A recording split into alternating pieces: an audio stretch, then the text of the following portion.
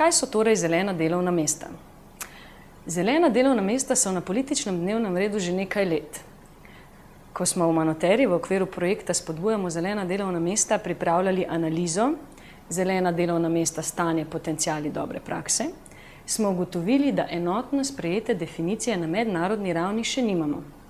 Večina definicij si je vseeno med seboj precej podobnih in vključujejo nekatere ali vse izmed naštetih elementov: okoljsko blago in storitve, procesi pri proizvodnji blaga in storitev ter socialni vidiki delovnih mest.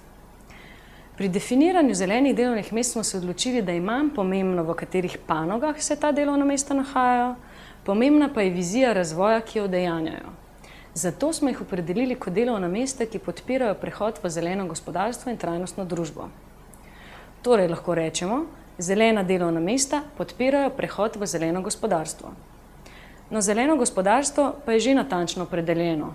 Program Združenih narodov za okolje ga opredeljuje kot gospodarstvo, ki izboljšuje blagostanje in socialno pravičnost, ob tem pa pomembno zmanjšuje škodljive vplive na okolje in izčrpavanje naravnih virov. Običajno, ko govorimo o zelenem, pomislimo samo na okolje in naravne vire. Sedaj pa govorimo tudi o družbeni komponenti.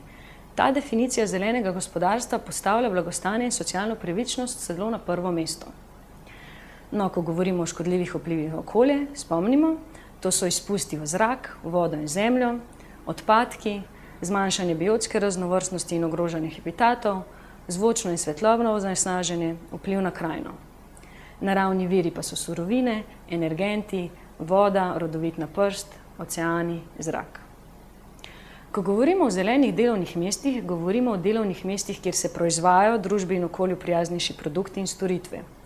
Govorimo lahko pa tudi o delovnih mestih v ozelenjevanju poslovnih procesov, torej da delamo na družbi in okolju bolj prijazen način.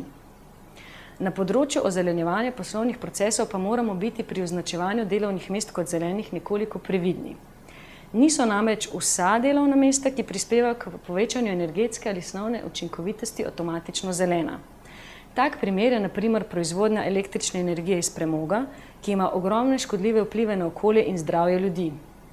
Učinkovitost proizvodnje električne energije v termoelektrarnah se je sicer v zadnjih desetletjih precej povečala, vendar pa to nikoli ne bo del zelenega gospodarstva. Za proizvodnjo električne energije namreč obstajajo čistejše alternative, kot so električna energija pridobljena iz obnovljivih virov energije ali pa zemeljskega plina. Zato delovnih mest v termoelektrarnah kljub izboljševanju učinkovitosti pri pridobivanju električne energije ne štejemo za zelena.